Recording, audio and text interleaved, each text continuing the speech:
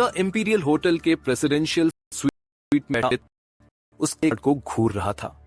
उसके हाथों में वो कार्ड था जो उसकी पूरी दुनिया बदल सकता था, लेकिन उसके दिमाग में सिर्फ एक ही बात घूम रही थी, बदला।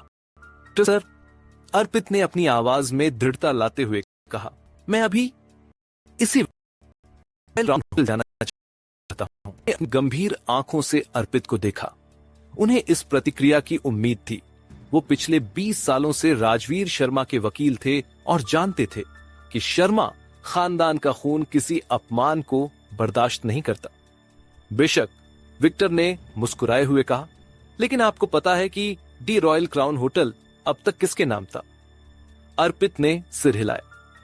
वो होटल मल्होत्रा ग्रुप का था, राज मल्होत्रा का, लेकिन पिछले 6 महीनों से उनकी आर्थिक स्थिति खराब चल रही थी।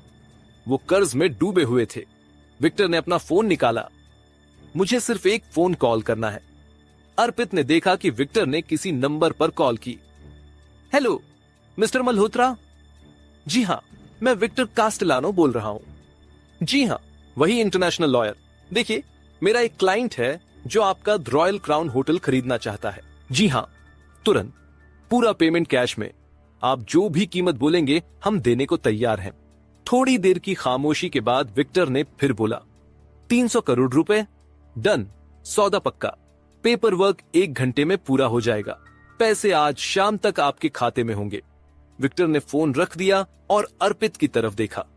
बधाई हो मिस्टर शर्मा, अब द रॉयल क्राउन होटल आपका है। अर्पित को यकीन नहीं हो रहा था। जिस होटल में वो कल तक वेटर था, जहां उसे थप्पड़ मारने की धमकी मिली थी, वो होटल अब उसका था, सिर्फ एक फोन कॉल से। लेकिन अर्पित, विक्टर ने गंभीरता से कहा, अगर आप वहां जा रहे हैं तो कम से कम थोड़ा सभ्य दिखना चाहिए। मेरा मतलब है, आप अब एक बिलियनियर हैं। अर्पित ने अपने फटे कपड़ों को देखा। विक्टर सही कह रहे थे, लेकिन मैं बहुत शेखी नहीं दिखाना चाहता। अर्पित ने कहा, मैं वैसा ही रहना चाहता हूं जैसा मैं हूं, बस थोड़ा बेहतर। विक्टर मुस्कुराए। समझदारी की बात है, मैं अभी किसी को भेजता हूं। अगले 30 मिनट में होटल के स्वीट में 3 लोग आए, 2 बैग्स लेकर। उनमें कपड़े थे, साधारण लेकिन बेहतरीन गुणवत्ता के।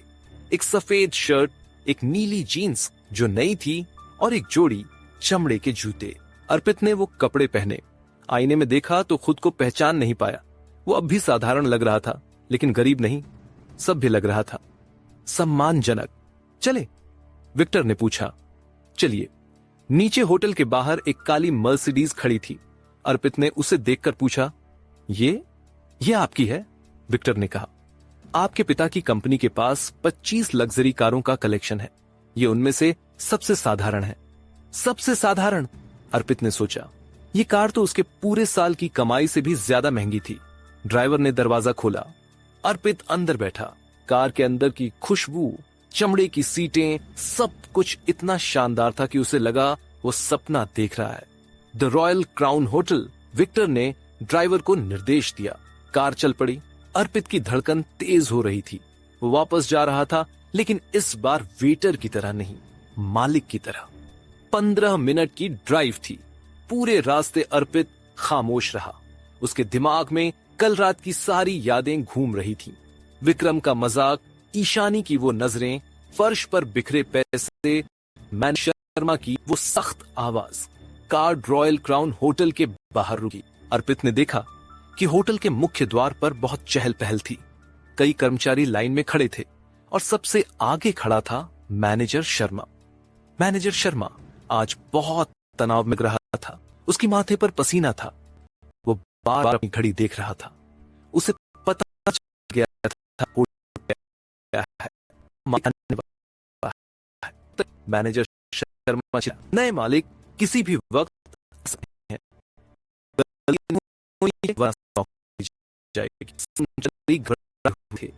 को नहीं पता नया मालिक कैसे। देखा मर्सिडीज होटल के सामने, ये वो है।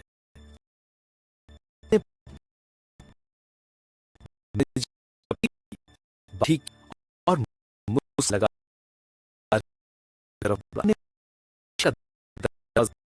बाहर निकला। उसने दौड़ी हो गई। उसने अर्पित को पहचान लिया। तुम, उसने चिल्लाकर, तुम यहां फिर से क्या कर रहे हो?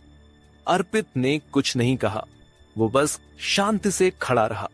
मैंने तुम्हें कल निकाला था ना, मैनेजर शर्मा गुस्से में बोला। फिर से भीख मांगने आए हो या चोरी करने? सिक्योरिटी, इसे बाहर निकालो। वो सिक्योरिटी गार्ड आगे बढ़े, लेकिन तभी दूसरी कार आकर रुकी। विक्टर कास्टेलानो बाहर निकले। जैसे ही विक्टर को देखा, सब ठिठक गए। मैनेजर शर्मा की जान सूख गई। विक्टर कास्टेलानो का नाम तो पूरी दुनिया जानती थी। मिस्टर शर्मा, विक्टर ने ठंडी आवाज में कहा, क्या आप नहीं जानते कि अपने मालिक से कैसे बात करनी चाहिए? मालिक? किस मालिक से? मैनेजर शर्मा हकलाया। विक्टर ने अर्पित की तरफ इशारा किया। ये सज्जन अर्पित राजवीर शर्मा अब इस होटल के नए मालिक हैं। आधे घंटे पहले ही पेपरवर्क पूरा हुआ है। द रॉयल क्राउन होटल अब उनकी संपत्ति है। विक्टर के इस ऐलान के बाद पूरे होटल के बाहर सन्नाटा छा गया। मैनेजर शर्मा के पैरों तले जमीन खिसक गई। उसका चेहरा पीला पड़ गया। वो समझ नहीं पा रहा था कि ये सब कैसे हो गया। ये कैसे? ये तो वेटर था। ये तो, वो बड़बड़ाने लगा। ये वेटर नहीं, एक बिलियनियर है, विक्टर ने साफ शब्दों में कहा। और अब इस होटल के मालिक। तो बेहतर होगा कि आप अपना व्यवहार सुधार लें। मैनेजर शर्मा के घुटने कांपने लगे। उसे समझ आ गया कि उसने कितनी बड़ी गलती कर दी है। उसने तुरंत अर्पित के सामने झुककर कहा, सर, मुझे माफ कर दीजिए, मुझे नहीं पता था, प्लीज सर। अर्पित ने उसे ध्यान से देखा। उसे याद आया कि कैसे कल इसी आदमी ने उसे अपमानित किया था, लेकिन अर्पित को बदला लेने में दिलचस्पी नहीं थी, कम से कम अभी तो नहीं। उठिए, अर्पित ने शांत आवाज में कहा, फिलहाल आप अपनी नौकरी पर बने रह सकते हैं, लेकिन अगर दोबारा किसी के साथ ऐसा व्यवहार देखा तो। नहीं सर, बिल्कुल नहीं, मैनेजर ने घबरा कर कहा। अर्पित होटल के अंदर दाखिल हुआ। सारे कर्मचारी उसे देख रहे थे, कुछ हैरान थे, कुछ डरे हुए। वही लड़का जो कल यहां वेटर था, आज मालिक था। अंदर का नजारा वैसा ही था जैसा कल था। लाल कारपेट, चमकदार लाइटें, महंगे फर्नीचर, लेकिन अब अर्पित इसे एक अलग नजरिए से देख रहा था। यह अब उसका था। विक्टर ने धीरे से कहा, अर्पित, मैं बाहर इंतजार करता हूं, बाकी काम आप संभाल लीजिए। अर्पित ने सिर हिलाया। उसकी नजर सीधे वीआईपी सेक्शन पर गई, वहीं जहां कल उसकी बेइज्जती हुई थी। और तभी उसने देखा विक्रम और ईशानी। वो दोनों वहीं बैठे थे, एक ही टेबल पर। विक्रम अपने फोन में व्यस्त था और ईशानी कुछ खा रही थी। दोनों हंस रहे थे, मजे कर रहे थे। अर्पित के हाथ मुट्ठी में बंध गए। गुस्सा आ रहा था, लेकिन उसने अपने आप को संभाला। वो धीरे धीरे उस टेबल की तरफ बढ़ा। एक वेटर उनकी टेबल पर सर्विस कर रहा था। अर्पित ने उसे रोका। मैं करूंगा, अर्पित ने कहा। वेटर हैरान हुआ, लेकिन उसने अर्पित को जाने दिया। आखिर अब वो मालिक था। अर्पित ने एक ट्रे उठाई जिसमें पानी के गिलास थे और उस टेबल की तरफ बढ़ा जहां विक्रम और ईशानी बैठे थे। आपका ऑर्डर, अर्पित ने नम्रता से कहा। ईशानी ने ऊपर देखा। उसकी नजर अर्पित पर पड़ी। पहले तो उसे कुछ समझ नहीं आया, फिर उसकी आंखें चौड़ी हो गईं। अर्पित, उसने धीरे से कहा। विक्रम ने भी ऊपर देखा। उसके चेहरे पर मुस्कान आ गई। अरे, ये तो वही गरीब लड़का है। विक्रम जोर से हंसा। क्या बे, अभी तक यही काम कर रहा है? कल की बेइज्जती काफी नहीं थी? अर्पित ने कुछ नहीं कहा, बस मुस्कुराया। देखो ईशानी, विक्रम ने ईशानी से कहा, ये वही लड़का है ना जो कॉलेज में तेरे पीछे घूमता था, याद है? ईशानी ने नजरें नीचे कर ली। उसके चेहरे पर शर्मिंदगी का भाव था, लेकिन उसने कुछ नहीं कहा। अर्पित, तुम्हें समझ आ गया होगा ना अब? विक्रम ने व्यंग्य से कहा। ईशानी तुम्हारे लायक नहीं है। वो अमीरों के साथ रहती है, तुम जैसे गरीबों के साथ नहीं। तो अब दूर रहना उससे। वैसे भी अब वो मेरे दोस्त रोहित की गर्लफ्रेंड है। अर्पित ने गहरी सांस ली। उसे गुस्सा आ रहा था, लेकिन वो शांत रहा। बिल्कुल सही, अर्पित ने कहा। वैसे आपको पता है कि इस होटल का मालिक बदल गया है? हां तो, विक्रम ने लापरवाही से कहा। मुझे क्या फर्क पड़ता है, मैं तो यहां रोज आता हूं। नया मालिक भी मेरी सेवा करेगा। वो तो देखते हैं, अर्पित ने मुस्कुराते हुए कहा। तभी मैनेजर शर्मा तेज कदमों से वहां आया। उसका चेहरा तनाव से भरा था। सर, आप यहां क्या कर रहे हैं?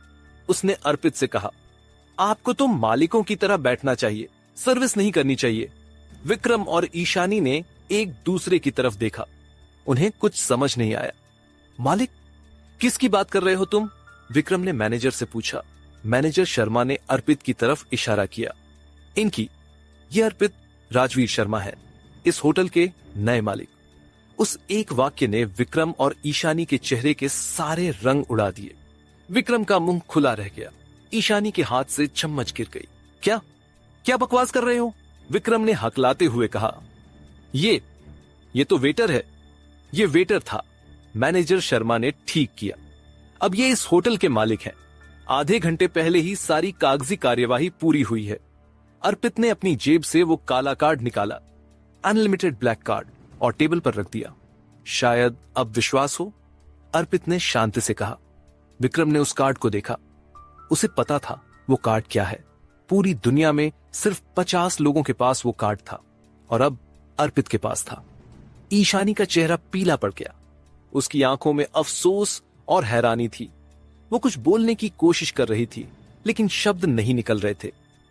तो अब अर्पित ने विक्रम की तरफ देखते हुए कहा, बात करें उस बेइज्जती के बारे में जो आपने कल की थी। क्या अर्पित अब विक्रम से बदला लेगा? क्या ईशानी को अपनी गलती का एहसास होगा? आगे की कहानी जानने के लिए सुनते रहिए बिलियनियर अर्पित, सिर्फ पॉकेट एफएम पर।